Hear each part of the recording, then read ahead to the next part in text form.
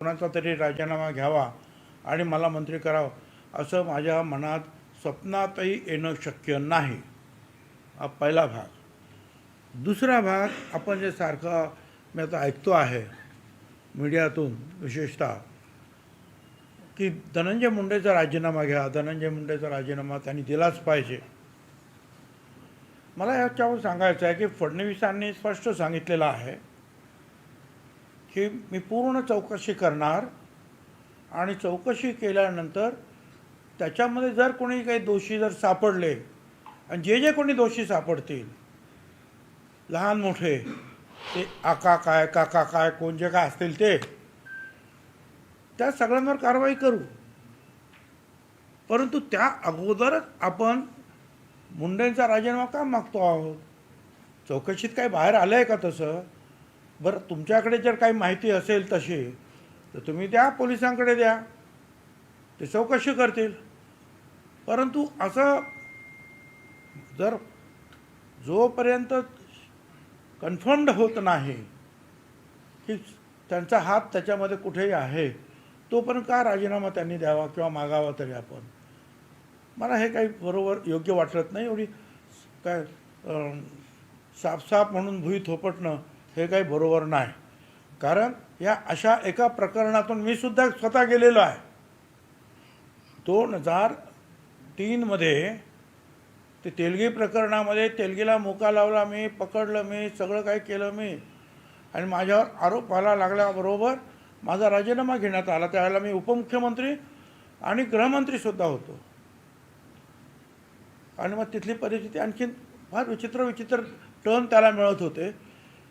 तिथे राज्य त्यावेळेला आमचं होतं, राज्य सरकारमध्ये आमचं राष्ट्रवादी आणि काँग्रेस सरकार होतं. परंतु एकूण परिस्थिती पाहता शेवटी मीच गेलो तिथे, सुप्रीम कोर्टामध्ये प्रयत्न केले आणि सुप्रीम कोर्टाच्या माध्यमातून ती केस जी आहे इथून CBIला नेली.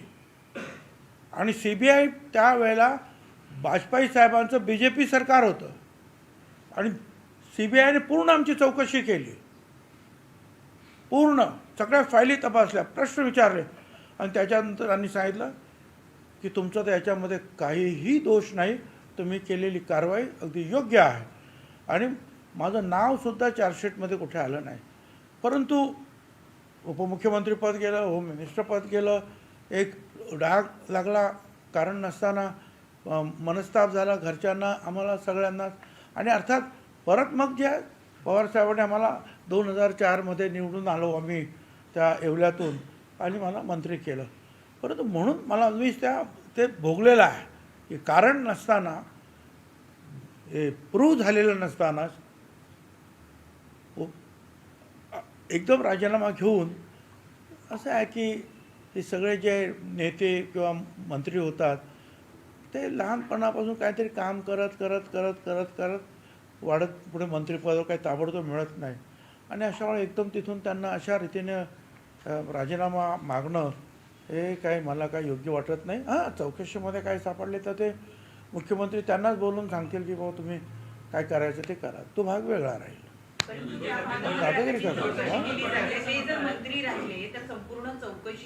त्यांचा हातच कुठे आहे? हातच कुठे आहे त्यांचा? अजून काय सिद्ध झालं हातात? बरं, तुमच्याकडे जी काही माहिती असेल ती त्यांना द्या ना, ती द्या ना तुम्ही.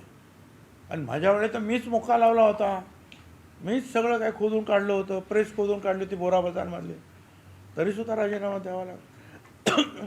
तर राजकारणामध्ये हे अशा सगळ्या गोष्टी होतात. परंतु ते मला असं वाटतं की कोणावर अन्याय होता कामा नये. त्यांनी जर काय दोष असेल तर त्या दोषीला शिक्षा झाली पाहिजे. कारण तो जो खून झालेला आहे तो अतिशय भयंकर. कारण ते आमदार धस ज्या पद्धतीनं हाऊसमध्ये सांगत होते किंवा बाहेरसुद्धा बोलतात किंवा आम्ही जे काय ऐकतो ते पाहिल्यानंतर, जे ऐकल्यानंतर अंगावर शहारे येतात की खून होतात माणसांचे. पण अशा निघून पद्धतीनं असा खून होणं म्हणजे कल्पनाच आपण करू शकत नाही. आणि जे कोण दोषी असतील त्यांना फाशी द्या ना तुम्ही, ज्यांनी हे केलं त्यांना. कोण त्याला नाही म्हणतं? फाशीच द्या त्यांना. परंतु कारण नसताना कुणावर तरी अन्याय होता कामा नये एवढं सुद्धा मला वाटतं. सगळे मुद्दा असा उपस्थित राहतोय की या सगळ्या प्रकरणामध्ये बीड असेल, परभणी असेल, पुण्यात असेल असे मोर्चे निघत आहेत आणि विशेषतः जरांगे परत एकदा जातीय भाषा करतायत, घरात घुसून मारण्याची भाषा करतायत. या संदर्भात काय मत आहे? हे बघा, हे जे आहे जरांगे हे जे पद्धतीनं बोलतायत काय, हे काही बरोबर नाही. हे लोकशाही आहे, हे काय ठोकशाही नाही आहे. त्यामुळे मी सांगितल्याप्रमाणे जर दोषी असेल तर आपोआपच त्यांच्यावर कारवाई होईल. तुम्ही कायदा हातात घेण्याची काय आवश्यकता नाही आहे. आणि जरांगेच्या बाबतीत म्हणाल तर ते स्वतः काय मुंडे साहेब 4-5 वेळा त्यांचं उपोषण सोडवायला गेलेले होते. त्यामुळे ते एकमेकांना ओळखतात, ते पाहून घेतील काय आहे ते. त्याची एवढी काही काळजी करायची गरज नाही. सुरेश दस असं म्हणतायत, सुरेश दस अजित पवारांना म्हणले क्या हुआ तेरा वादा. सुरेश दस अजित पवारांना आठवण करून देताना असं म्हणाले की क्या हुआ तेरा वादा. अजित पवारांना आश्वासन दिलं पण काय या सगळ्या प्रकरणामध्ये योग्य चौकशी करेल आणि योग्य ती हो ना, मग त्यांनी सांगितलं, त्यांनी वादा दिलेला आहे. चौकशी करून चौकशीत जर ते दोषी असेल तर तो वादा पूर्ण होईल. नाही, पण यामध्ये महायुतीचेच घटक आहेत, भाजप त्यांचेच आमदार आहेत, ते राष्ट्रवादीचे मंत्र्यांना टाकले, त्यामुळे महायुतीत तणाव निर्माण होऊ शकतो. ठीक आहे, असं आहे. पण मला सगळ्यांनाच विनंती करायचं की थोडंसं शांतपणे हे प्रकरण आपण घेतलं पाहिजे. खून झाला, अतिशय वाईट पद्धतीनं झाला, त्या सगळ्या खुनांना फाशीची सजा झाली पाहिजे, हे बरोबर. परंतु कायदासुद्धा म्हणतो की एकसुद्धा बेगुन्हेगार त्याला सजा होता कामा नये, एकालासुद्धा अन्याय होता कामा नये, एवढंच मला म्हणायचं आहे. आणि म्हणून होऊ द्या चौकशी. आता तुम्ही सांगितलं कुणीतरी की त्या SIT जी काही नेमली त्याच्यामध्ये एक कोणतरी ऑफिसर आहे, तो ऑफिसर त्यांचा तिकडच्या लोकांचा काही दोस्त आहे, तर ताबडतोब त्याला फडणवीसांनी जे मुख्यमंत्र्यांनी बाजूला केलं. पण असं काही जे असेल तर ती माहिती पुरवत जा ना. शेवटी मंत्री काय बसलेले काय किंवा वरचे अधिकारी काय, त्यांना सगळ्याच गोष्टी काय ताबडतोब माहिती असतात अशातलं बघणार. तुम्ही माहिती द्या. सुरुवातीपासून या प्रकरणात वाल्मिकी कराडचं सुरुवातीपासून नाव घेतलंय. पकडा ना त्यांना, पकडा, चौकशी करा. आता पंकजा मुंडे पण या म्हणतात की वाल्मिकी कराड हा धनंजय मुंडेंचा उजवाद आहे किंवा त्यांचा वरदहस्त लाभल्यानेच तो मोठा झाला आहे. एकंदरीतच या प्रकरणात सुरुवातीपासून वाल्मिकी कराड हे केंद्रस्थानी राहिलेले आहेत. वाल्मिकी कराडाला राजकीय वरदहस्त मिळाल्याशिवाय मोठा झालेला नाही, म्हणजे झाला आहे. ठीक आहे, आता ते बघा, ते पोलीस चौकशी करतील. ते तो मोठ्या करण्यामध्ये काय कोणाचा हात आहे. आता माझ्याबरोबर अनेक माझे मित्र कार्यकर्ते वगैरे असतात काय, अनेक लोक फोटो काढतात, काय करतात आणि जवळ असतात कार्यकर्ते. आता एखाद्या कार्यकर्त्याने बाहेर जर काय केलं नवीनच काय, तर याचा अर्थ मी त्याला सांगितलं असं नाही होत ना की तू असं कर म्हणून. काय करणार बरं, कार्यकर्ते काय, त्याच्या डोक्यात काय चाललं हे आम्हाला काय कळत असतं का. आता सुद्धा काय येतात लोक, कुठे गेलो साहेब फोटो सेल्फी काढा सेल्फी. आता तो सेल्फी काढणारा तो कोण आहे, काय आहे, तो काय आपल्याला माहीत असतं. किंवा हे कार्यकर्ते आपलं काम करतायत, आपलं काम करतात तर आपण त्यांना मान सन्मान देतो. मग बाहेर काय धंदे करतो ते आपल्याला काय माहिती असतं. मला कोणाची बाजू घ्यायची नाही आहे, फक्त चौकशी पूर्ण होऊ द्या एवढंच मी म्हणाल, दुसरं काही. आरोप केलेला आहे की ज्या पद्धतीने त्यांना धमक्या देत आहे मुंडे समर्थक आणि यांच्याकडनं ज्या पद्धतीने अंजली दमाने यांना ज्याने धमक्या दिलेल्या आहेत त्यांचे ते नंबर जे आहेत त्याने पोलिसांना कळवले पाहिजेत. आणि पोलिसांनी जे आहेत त्यांच्या त्या सर्व लोकांवर ताबडतोब कारवाई केली पाहिजे. काय लिहिलं होतं पवार साहेबांनी तुम्हाला, चिठ्ठी जी लिहून दिली शरद पवारांनी स्टेजवरती, त्या चिठ्ठीत नेमकं काय लिहिलं होतं? कुठे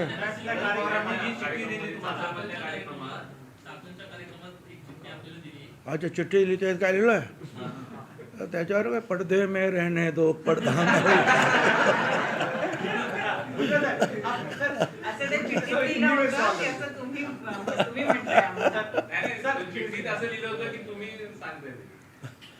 मी सांगितलं ना आता एकदा, त्याचं उत्तर दिलं आता काय परत. प्रफुल्ल पटेल, सुनील तटकरे लगातार प्रफुल्ल पटेल, सुनील तटकरे लगातार कह रहे मीडिया के सामने कि भुजबल साहब को मनाने का प्रयास किया जाएगा कि 1-2 दिन में आपसे मुलाकात करने आएंगे, लेकिन वो आपसे क्या उनकी मुलाकात हुई? सच में वो मनाने का प्रयास करे आपसे? हमारी कोई मुलाकात नहीं हुई, कोई बातचीत नहीं हुई है।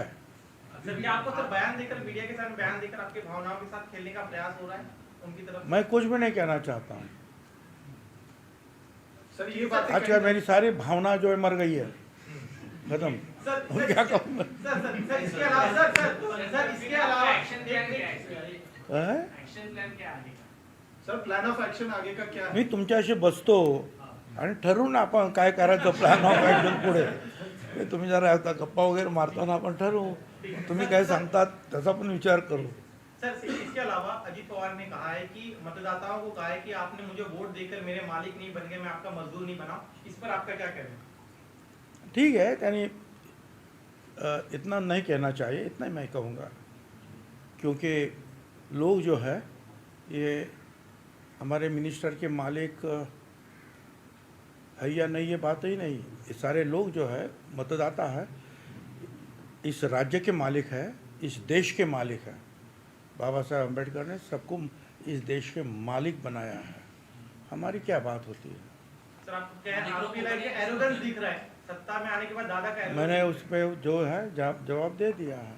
सर संजय गायकवाड़ जो है जिस तरीके का उनका भी एक बयान आया है कि 5,000-2,000 रुपए में देने वाले वोट जो है इस तरीके की जो टिप्पणी की है, उसको आप किस तरीके से देख रहे हैं? लगातार इस तरीके के विवादित बयान देते मैं हैं। फिर से इसके बारे में इतना ही कहूँगा कि जो हमारे उप मुख्यमंत्री और भूतपूर्व मुख्यमंत्री शिंदे साहब हैं, उनको चाहिए कि उनको थोड़ा ज़रा लगाम लगाए, क्योंकि मेरे बारे में भी ऐसा उन्होंने पहले कहा था कि जब ये जरांगे और मेरा जब सब चला था तो मेरे बारे में कहा था कि छगन भुजबल को जो है कि कमर में जो है लात मारकर जो है मंत्रिमंडल के बाहर निकालो।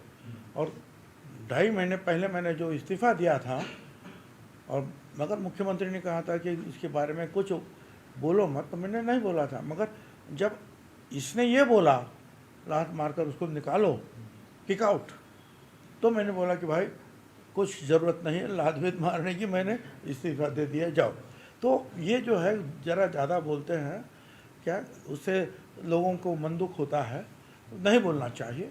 तो शिंदे साहब को चाहिए कि उनको समझाए। सर विपक्ष का ये कहना है कि एकनाथ शिंदे को उनके बिहाफ पे माफी मांगनी चाहिए। अडचणीत आला असं तुम्हाला वाटतंय का? एक बारे में एकही धनंजय मुंडेंमुळं पक्ष अडचणीत आला असं तुम्हाला वाटतंय का? असं आहे की मला अजून तरी म्हणजे अडचण निर्माण केली गेलेली आहे सगळ्या बाजूने, परंतु जोपर्यंत जे आहे न्याय सांगतो आहे की नीट चौकशी करा आणि त्याच्यानंतर अडचण वाटली तुम्हाला खरी तर त्याच्यावर जे काही पावलं उचलायला पाहिजे. माणिकराव कोकाटे असं म्हणतायत की भुजबळांचे लाड पक्षाने खूप केलेले आहेत, त्यामुळे त्यांना जो योग्य निर्णय वाटतो तो त्यांना घेऊ द्या, अशा पद्धतीची प्रतिक्रिया माणिकराव कोकाटे. माणिकराव कोकाटेंना मला सांगायचं आहे की छगन भुजबळ या राष्ट्रवादी काँग्रेस पक्षाचा संस्थापक आहे, पवारसाहेबांबरोबरचा. पवारसाहेब आणि आम्ही दोघे याचे प्रमुख संस्थापक आहोत. खरं म्हणजे काय, माझा जो एटेंट बंगला होता विरोधी पक्षनेत्याचा, तिथेच या झेंडा कुठला असावा, नाव काय असावं, व त्याची जे निशाणी आमची घड्याळ कशी असावी, एवढंच नाही तर घटना अमुक तमुक सगळं काय केलेलं आहे. आणि मी या प्रांताध्यक्षसुद्धा पाहिला आहे. कोकाटे हे तसं पाहिलं तर उपरे आहेत. 5 वर्षापूर्वी ते कधीही राष्ट्रवादीत नव्हते. 5 वर्षापूर्वी त्याने माणसं पाठवले की त्यांना यायचं आहे. मी पवारसाहेबांना विचारलं, पवारसाहेब तयार नव्हते, पण मी म्हटलं की जाऊ द्या, काय मला काय ते बोलले असतील, शिव्या दिल्या असतील मागच्या निवडणुकामध्ये, परंतु आपण आता निवडणुका आहेत आणि नंबर वाढवला पाहिजे. पवारसाहेबांनी सांगितलं की तुला काय पाहिजे तो घ्या निर्णय, आणि आम्ही त्यांना घेतला. आम्ही त्यांच्या प्रचारालासुद्धा गेलो पावसामध्ये. आता ते मला काय सांगणार की आता मी संस्थापक अध्यक्ष, मी सगळा काय, तर माझ्या पक्षाने मला माझे लाड केले, किती केले, काय केले, ते माझ्या पक्षाने मी पाहून घेईन. अरे तुम्ही काल आलात, तुम्ही काय, तुम्हाला बोलण्याचा काय अधिकार आहे राव? सर इसी से आगे जुड़ा हुआ है कि जिसे आपने पार्टी में लाया वो बिना किसी हाईकमांड के बैकिंग के आपको पार्टी से बाहर निकालने की बात कह नहीं सकता है, तो आपको लग रहा है कि जो बयान आ रहे कोकाटे कि वो ऊपर से कहा गया है इनडायरेक्टली आपको लेकर? नहीं, ऊपर से इनको ये ऐसा कहो, ऐसा कहने वाला कोई नहीं, ये अपने आप बोलता है। ऊपर से कोई उनको ऐसा बोलने वाला नहीं। सर, धनंजय मुंडे का कहा जा रहा है कि उनका इस्तीफा लेकर शायद वो मंत्री पद आपको दे दिया जाएगा। इस पर देखिए, मैंने उसका जवाब दे दिया है, मराठी में दिया है। मराठी में क्या दिया, उसका जो ट्रांसलेशन आप कर लीजिए भाई। मैं कभी नहीं चाहता कि किसी का मंत्री पद निकाल कर जो है मुझे दिया जाए। और धनंजय मुंडे का इस्तीफा क्यों लिया जाए? जब तक ये प्रूव नहीं होता है, साबित नहीं होता है कि वो उनके ऊपर जो इल्ज़ाम लगाया जा रहा है वो सही है, तब तक क्यों इस्तीफा मांग रहे, क्यों? और उसने क्यों इस्तीफा देना भी चाहिए?